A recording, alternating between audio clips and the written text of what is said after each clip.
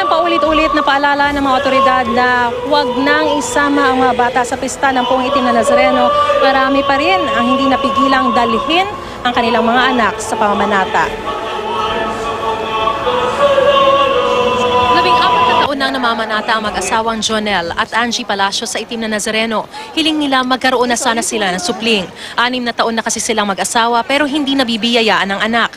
At sa walang patid na pagdarasal, na ipagkaloob ang kanilang hiling. Namanata po kami dito mag-asawa. Ngayon nabigyan po kami ng baby. Siyempre kasama rin po namin dapat to.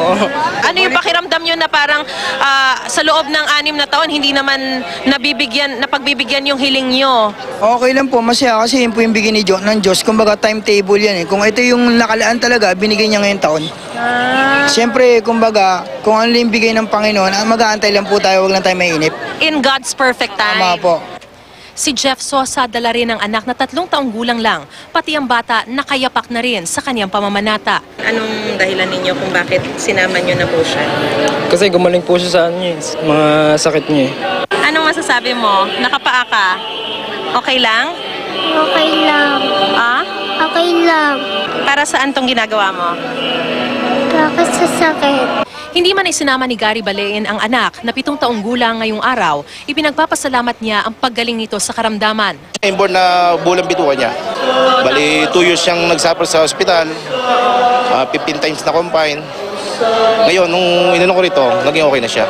Hindi man lahat ng hiling ay agad na ipagkakaloob, hindi pa rin bumibitiw sa pananampalataya sa Poong Itim na Nazareno ang ilang mga namamanata, gaya ni Michael Reyes na ilang taon nang lumpo. Nabaril po ako sa likod. Hindi na po kayang operahan eh. Kaya po ako nagkaganito. Hindi ko na po inaasahan na makalakad ako dahil talagang ko pa tama ng sa likod ko eh, spinal cord. Sa mismong araw ng kapistahan ng Poong Itim na Nazareno, mamamalas ang iba't ibang mukha ng pananampalataya. Kung sa loob ng Quiapo Church, makikita yung iba't ibang mga taimtim na nananalangin para sa kanilang mga hiling at pasasalamat. Dito naman sa labas, may ibang mga grupo na nagtitipon-tipon.